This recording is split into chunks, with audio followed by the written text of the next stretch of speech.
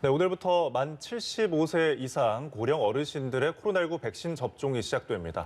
박진영의 출근길 인터뷰 오늘은 국제 백신 연구소의 이철우 박사를 만나서 백신 관련 궁금증 짚어보겠습니다. 국제 백신 연구소에 나가 있는 박진영 기자 나와주시죠.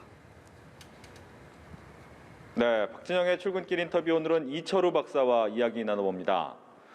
안녕하십니까? 네, 안녕하세요. 네, 오늘부터 이제 75세 이상 어르신들도 백신 접종, 화이자 백신 접종을 할 수가 있는데 아마 이 온도 때문에 좀 불편함이 좀 있을 수 있다고요? 네, 맞습니다. 화이자 백신 같은 경우에는 마이너스 70도의 냉동 보관이 필요하기 때문에 이제 특정 접종 센터에서만 접종이 이루어집니다. 따라서 이제 도서 산간 지역에 계신 노인분들께서 또는 가족이나 친지의 도움이 없이 접종 센터를 방문하시는 노인분들께서는 접종의 편의성에 있어서 다소 어려움이 있을 수 있습니다. 따라서 이런 부분을 좀 보완하고자 교통 방편 또는 다양한 수단 등을 좀 제공하는 것으로 알고 있습니다. 또한 이제 한번 해동한 백신에 대해서는 또 재사용에 대해서는 좀 어렵기 때문에 당일 사용을 완료할 수 있도록 많은 분들께서 예비 명단을 유지하여서 한번 해동된 백신이 다 사용될 수 있도록 하는 것도 굉장히 필요하겠습니다. 네. 이제 전 세계적으로 백신의 공급을 원하다 보니까 이 백신이 부족할 것이다, 기근이다, 이런 얘기도 나오는데 원활하게 백신을 좀 수급하려면 정부 차원에서 어떤 방법이 좀 필요할까요?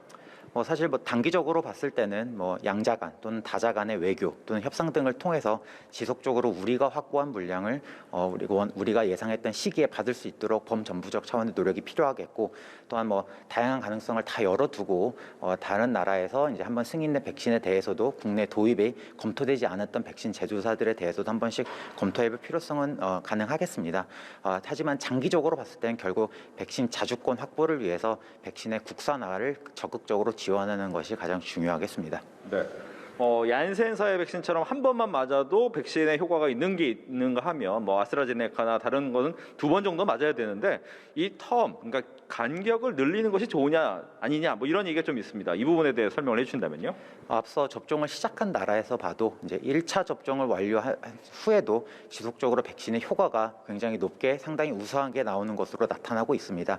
아스트라제네카 백신 같은 경우에는 1차 접종만으로도 어느 정도 효과가 나타났고 1차와 2차 간격을 최대 12주로 늘렸을 때 백신의 효능이 최대 80% 이상 올라가는 것으로 된 보고들도 나왔습니다. 따라서 이러한 것들을 다 종합적으로 보았을 때 1차 접종 간격을 좀 12주로 늘리면서 1차 접종을 받을 수 있는 분들을 최대한 빨리 접종을 하고 그런 다음에 이어서 2차 접종을 하는 것이 굉장히 합리적이고 그런 선택이라고 생각합니다. 네.